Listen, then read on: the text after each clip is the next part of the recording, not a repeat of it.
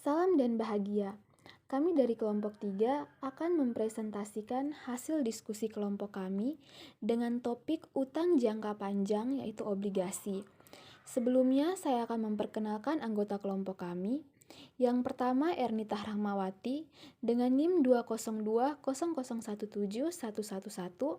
Yang kedua Ian Sutria 20200171113 dan Georgia Rostin Elsadai Hurek dengan NIM 20200171124. Pengertian kewajiban jangka panjang. Kewajiban jangka panjang adalah utang yang diharapkan akan dibayar 1. Dalam jangka waktu lebih dari 1 tahun atau lebih dari 1 siklus operasi normal perusahaan atau manah yang lebih panjang, dan yang kedua, dengan menggunakan aktifat tunduk lancar yang ada atau dengan menimbulkan kewajiban jangka panjang lainnya atau dengan mengalihkannya menjadi modal saham.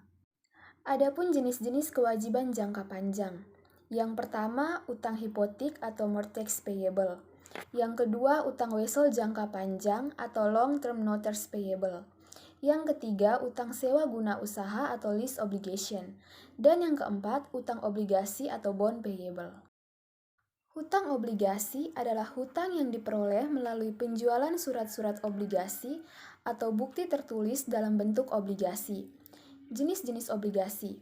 Pengelompokan obligasi dapat dilakukan dengan berbagai macam cara, yaitu A. Ditinjau dari waktu jatuh tempohnya ada 2 macam obligasi, yaitu obligasi biasa atau term bonds, dan yang kedua obligasi berseri atau serial bonds. Obligasi biasa adalah obligasi yang jatuh tempo pada saat yang sama. Obligasi berseru yaitu obligasi yang jatuh tempohnya berurutan dalam periode-periode tertentu. Yang kedua, ditinjau dari jaminannya ada 2 macam obligasi, yaitu yang pertama obligasi yang dijamin dan obligasi yang tidak dijamin. Obligasi yang dijamin. Jaminan ini berbentuk aktiva yang dimiliki perusahaan. Obligasi yang dijamin berarti memberi jaminan pada investor bila perusahaan tidak dapat membayar utangnya. Investor dapat mengklaim jaminan itu. Jaminan yang diberikan dapat berupa tingkatan. Jaminan tingkat pertama berarti mempunyai klaim yang pertama. Jaminan tingkat kedua berarti klaimnya terhadap jaminan adalah sesudah obligasi dengan jaminan pertama. Kadang-kadang jaminan dapat diberikan dalam bentuk surat-surat berharga, yaitu dalam bentuk saham dan obligasi perusahaan yang dimiliki. Yang ketiga, obligasi yang dijamin oleh pihak lain disebut obligasi bergaransi. Misalnya perusahaan induk menjamin obligasi anak perusahaannya. Yang keempat, obligasi yang dapat ditukarkan dengan saham disebut obligasi yang dapat ditukarkan. Pertukaran ini bergantung pada keinginan pemegang obligasi. Apabila obligasi dapat ditukarkan dengan saham, maka investor dapat mengubah pemiliknya menjadi pemegang saham. Oleh karena itu, obligasi seperti ini banyak menarik perhatian para investor. Yang kelima, ditinjau dari bentuk obligasi dapat dibedakan menjadi 2 macam, yaitu yang pertama obligasi atas nama. Hanya dapat diambil bunganya oleh orang yang namanya terdaftar, sehingga kalau dijual harus dilaporkan ke perusahaan yang mengeluarkan obligasi tersebut. Yang kedua, obligasi kupon. Obligasi yang bebas tidak atas nama. Setiap lembar obligasi disertai dengan atas nama. Setiap lembar obligasi disertai dengan kupon-kupon sebanyak tanggal pembayaran bunga. Kupon-kupon itu digunakan untuk mengambil bunga.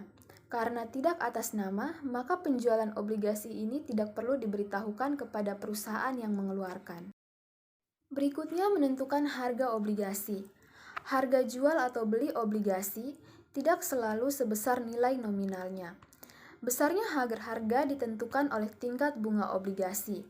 Semakin besar bunganya, harga obligasi semakin tinggi. Begitupun sebaliknya, semakin kecil bunga obligasi, semakin rendah harganya. Untuk menentukan besarnya harga obligasi, dapat dilakukan dengan cara sebagai berikut. Yang pertama, nilai sekarang atau present value. Nilai sekarang dari $100 yang dibayar selama 5 tahun dengan bunga 10%. Dan yang kedua, nilai sekarang atas pembayaran tahun $100 diskonto 10%. Misalnya, pada tanggal 1 Januari 2011, Tuan Syarif membeli obligasi dari PT Harmoni. Nilai nominalnya sebesar 10 juta dengan bunga 7% per tahun dibayar setiap tanggal 31 Desember. Jatuh tempo tanggal 31 Desember 2015. Dengan tujuan untuk mendapatkan hasil sesungguhnya atau tarif efektif sebesar 8%. Perhitungan harga beli oleh Tuan Syarif sebagai berikut. A. Nilai tunai jumlah jatuh tempo.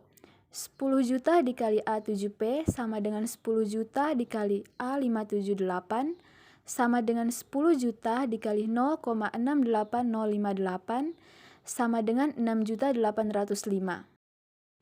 B. Menghitung nilai tunai bunga yang akan diterima.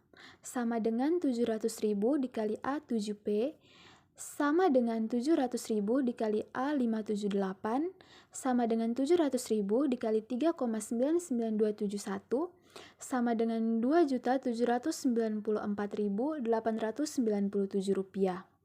Jadi harga obligasi di atas agar menghasilkan tarif efektif 8% adalah sebesar Rp6.805.800 adalah sebesar Rp6.805.800 ditambah Rp2.794.897 sama dengan Rp9.600.697 atau dengan kata lain adalah sebagai obligasi sebesar 10 juta dikurangi Rp9.600.697 sama dengan Rp300.099.303.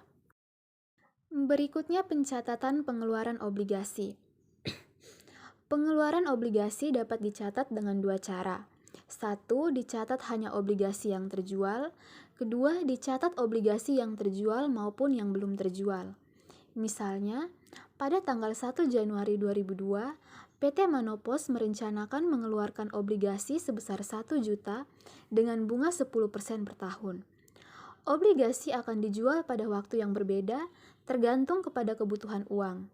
Misalnya transaksi terjadi seperti jurnal berikut ini. Dicatat hanya yang terjual. Transaksi tanggal 1 Januari merencanakan pengeluaran obligasi 10% sebesar 1 juta rupiah. Jurnal tidak ada jurnal. Tanggal 1 April obligasi nominal 700.000 dijual dengan kurs 105.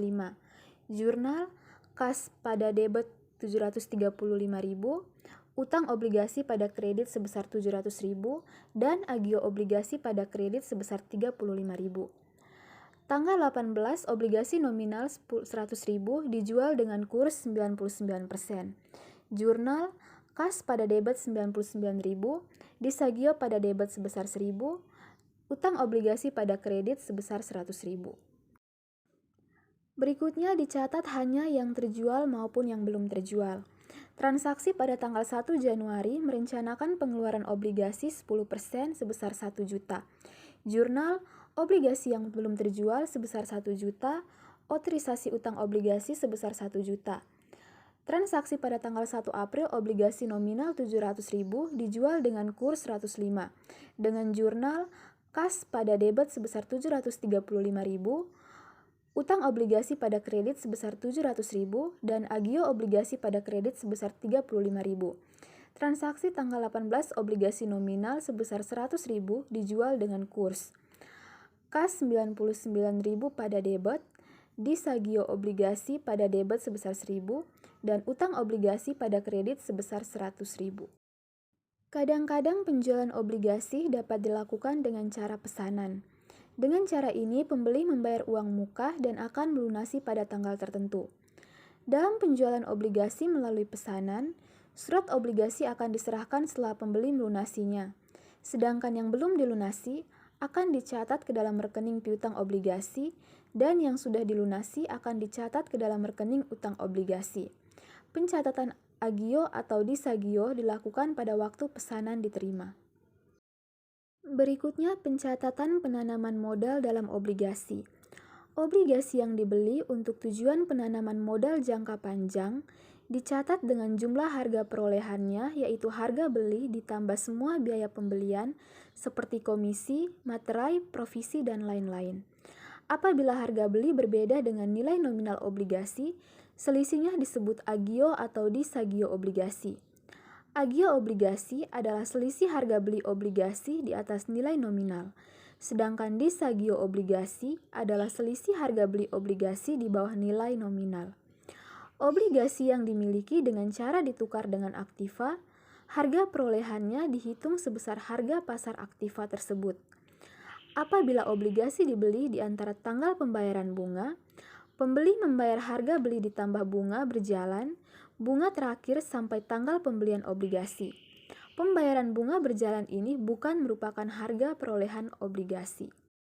Misalnya, Risa Fadila membeli obligasi PT Hartamin pada tanggal 1 Mei 1991. Nominal 1 juta, bunga 12% dengan harga beli sebesar 1 juta. Biaya pembelian yaitu komisi dan materai sebesar 25.000. Bunga obligasi dibayar setiap tanggal 1 Maret dan 1 September. Harga perolehan obligasi dan bunga berjalan dihitung sebagai berikut. Harga beli obligasi 1 juta, komisi dan materai 25.000. Harga perolehan obligasi sebesar 1.025.000. Bunga berjalan 1 Maret sampai dengan 1 Mei, 2/12 dikali 12% dikali 1 juta sama dengan 20.000, sehingga jumlah yang dibayarkan sebesar 1.045.000. Jurnal yang dibuat oleh Nona Risa Fadilah untuk mencatat pembelian obligasi di atas sebagai berikut. Penanaman modal dalam obligasi pada debit sebesar 1.025.000, pendapatan bunga obligasi pada debit sebesar 20.000, dan kas pada kredit sebesar 1.045.000.